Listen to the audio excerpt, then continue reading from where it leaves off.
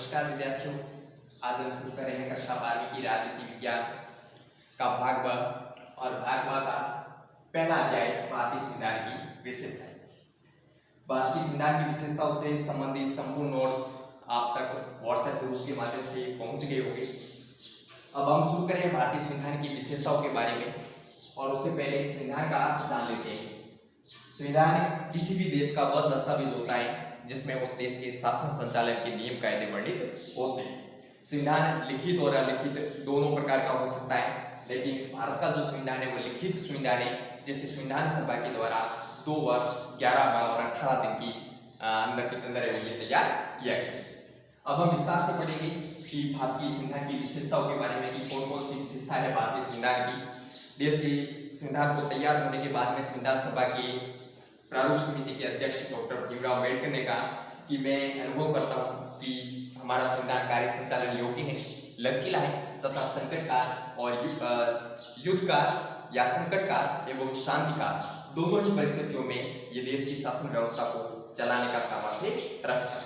भारतीय संविधान की पहली विशेषता है, भारतीय संविधान की पहली विशेषता है संपूर्ण प्रभुत्व संपन्न संविधान। संपूर्ण प्रभुत्व संपन्न संविधान। संपूर्ण प्रभुत्व संपन्न संविधान। भारतीय संविधान को संपूर्ण प्रभुत्व संपन्न संविधान इसलिए कहा जाता है क्योंकि भारतीय संविधान को भारत की जनता के द्वारा तैयार किया गया है। भारत की जनता के द्वारा तैयार किए जाने का अर्थ है कि भारत की संविधान का निर्माण संविधान सभा ने किया और संविधान सभा के सदस्यों का चयन भारत की जनता ने किया। तो इस प्रकार कहा जा सकता है कि भारतीय संविधान का निर्माण करने का कार्य भारतीय जनता ने किया। दूसरा, संविधान के माध्यम से जो अंतिम शक्ति है वो अंतिम शक्ति भारतीय जनता को सौंपी गई है, और भारतीय संविधान की प्रस्तावना में इस बात का उल्लेख है कि भारतीय जनता ने स्वयं अपनी इच्छा से भारतीय संविधान का निर्माण किया, इसे अधिनियमित किया, अंगीकृत किया एवं आत्मर्पित किया। इसे किसी दूसरे देश के द्वारा लागू नहीं किया गया है या नहीं दूसरे देश के द्वारा थोपा गया है। इस वजह से भारतीय संविधान को संपूर्ण प्रभुत्व संपन्न संविधान कहा जाता है। इस बीच में मैं आपको बताना चाहूंगा कि आप इस वीडियो के साथ में या जो नोट्स हैं उनको देख कर अपनी नोटबुक में भारतीय संविधान की विशेषताओं से संबंधित जो बिंदु है या जो वर्णन है वो आप अपनी नोटबुक में उतारते रहिएगा। इस वीडियो की डिस्क्रिप्शन में आपको इससे संबंधित जो होमवर्क है या गृह कार्य या महत्वपूर्ण प्रश्न है वो आपको बता दिए जाएंगे। दूसरी भारतीय संविधान की विशेषता है प्रस्तावना। भारतीय संविधान की प्रस्तावना जिसमें संविधान के मौलिक उद्देश्य एवं लक्ष्यों का वर्णन मिलता है। संविधान के मूल उद्देश्य क्या क्या है और लक्ष्य क्या क्या है, इसका वर्णन हमें संविधान की प्रस्तावना में मिलता है। भारतीय संविधान की प्रस्तावना को संविधान की आत्मा कहा गया है। भारतीय संविधान की प्रस्तावना को संविधान की आत्मा कहा गया है, और के.एम. मुंशी ने इसे संविधान की राजनीतिक कुंडली कहा है। भारतीय संविधान की प्रस्तावना को संविधान की आत्मा कहा जाता है, और के.एम. मुंशी ने संविधान की प्रस्तावना को संविधान की राजनीतिक कुंडली भी कहा है। ये ध्यान रखने वाली बात है और महत्वपूर्ण है। तीसरी भारतीय संविधान की विशेषता है, 2 विशेषता हो गई, संपूर्ण प्रभुत्व संपन्न संविधान, दूसरी विशेषता हो गई प्रस्तावना। तीसरी, भारत का जो संविधान है वह दुनिया का सबसे विशाल संविधान है। सबसे बड़ा संविधान दुनिया में भारत का संविधान है, और इस संविधान में कुल 395 अनुच्छेद है। भारत के संविधान में 395 अनुच्छेद है, 22 भाग है, 12 अनुसूचियां है और 5 परिशिष्ट है। तो इस प्रकार से ये दुनिया का सबसे विशाल संविधान है, और दुनिया के विशाल संविधान के बारे में डॉक्टर हरिविष्णु कामत ने कहा है कि हमें इस बात का गर्व है कि भारत का संविधान दुनिया का सबसे विशाल संविधान है। हमें इस बात का गर्व है कि भारत का संविधान दुनिया का सबसे विशाल संविधान है। यह डॉक्टर हरिविष्णु कामत ने भारतीय संविधान के बारे में कहा है। तो इस प्रकार से 3 विशेषता हो गई, संपूर्ण प्रभुत्व संपन्न संविधान, प्रस्तावना, और तीसरी विशाल संविधान। चौथा, भारत का जो संविधान है वह लिखित और निर्मित है। जैसे वीडियो की शुरुआत में मैंने बताया था कि संविधान 2 प्रकार का होता है, लिखित भी हो सकता है और अलिखित भी हो सकता है, लेकिन भारत का संविधान है वह लिखित संविधान है, और साथ में इसको निर्मित संविधान यानी कि भारतीय संविधान का निर्माण करने का कार्य या बनाने का कार्य भारतीय संविधान सभा ने किया और इसमें 2 वर्ष 11 माह और 18 दिन का समय लगा। तो इस प्रकार से भारत का संविधान लिखित और निर्मित संविधान है। अगली विशेषता है मौलिक अधिकार एवं मूल कर्तव्य। मौलिक अधिकार एवं मूल कर्तव्य। मौलिक अधिकार एवं मूल कर्तव्य। मौलिक अधिकारों को भारतीय संविधान की भाग 3 में इसका वर्णन मिलता है। संविधान के भाग 3 में मूल अधिकारों का वर्णन मिलता है और मूल अधिकार भारत के संविधान में अमेरिका के संविधान से लिए गए हैं। 2 बातें ध्यान में रखनी है यहाँ। ये तो भारतीय संविधान का भाग 3 जिसमें मूल अधिकारों का वर्णन मिलता है और ये अमेरिका के संविधान से भारत के संविधान में शामिल किए गए।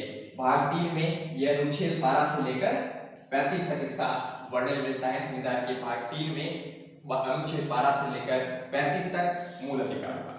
जो भारत का मूल संविधान था उस मूल संविधान में कुल 7 मूल अधिकार थे, लेकिन 44वें संविधान संशोधन के द्वारा भारतीय संविधान में संपत्ति के मूल अधिकार को हटा लिया गया और अब जो शेष मूल अधिकार रहे वे रहे 6।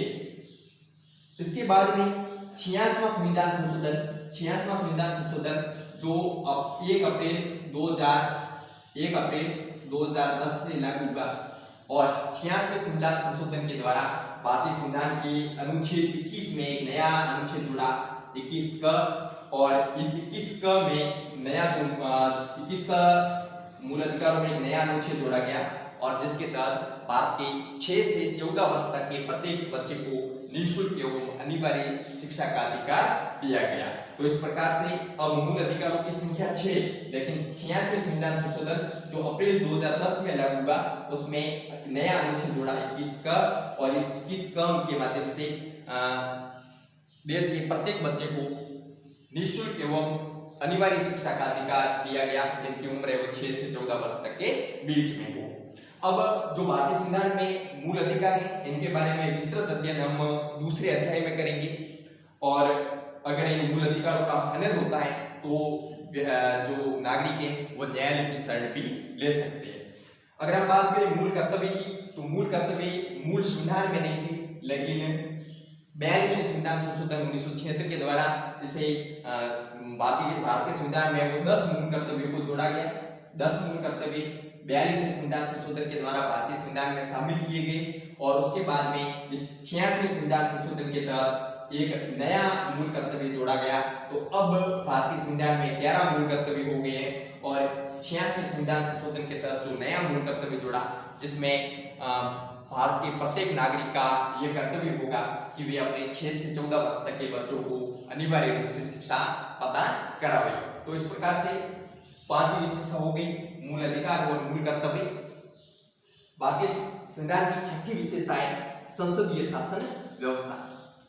भारत ने संसदीय शासन व्यवस्था को अपनाया है। संसदीय शासन व्यवस्था में कार्यपालिका व्यवस्थापिका के प्रति सामूहिक रूप से उत्तरदायी होती है।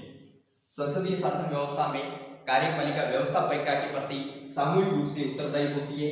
साथ ही भारत में राष्ट्रपति का जो पद है वो प्रतिष्ठा और गरिमा का पद है।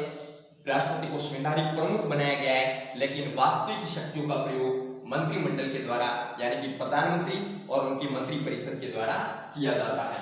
इसके साथ साथ संघ सरकार की तरफ राज्य सरकारों में भी ये व्यवस्था की गई है जहाँ संवैधानिक प्रमुख राज्यपाल को बनाया गया है, जबकि वास्तविक शक्तियों का प्रयोग मुख्यमंत्री और उनकी मंत्रिमंडल के द्वारा किया जाता है। तो भारतीय संविधान में संसदीय शासन व्यवस्था को अपनाया गया है। अगली विशेषता है भारतीय संविधान की राज्य की नीति निर्देशक तत्व। जिस प्रकार से मूल अधिकार संविधान के भाग 3 में है उसी प्रकार से नीति निर्देशक तत्वों को संविधान के भाग 4 में शामिल किया गया है।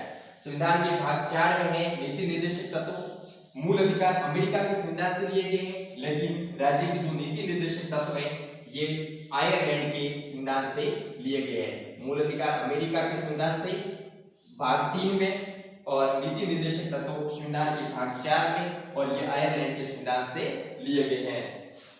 और इसमें नीति निर्देशक तत्व हालांकि लोक कल्याणकारी है यानी कि जनहित में, लेकिन इसमें इसको लेकर राज्य की नीति निर्देशक तत्वों को लेकर राज्य को बाध्य नहीं किया जा सकता और न ही नीति निर्देशक तत्वों के खिलाफ न्यायालय में किसी भी प्रकार का वाद दायर किया जा सकता है। तो इस प्रकार से भारतीय संविधान की 7 विशेषता होगी है।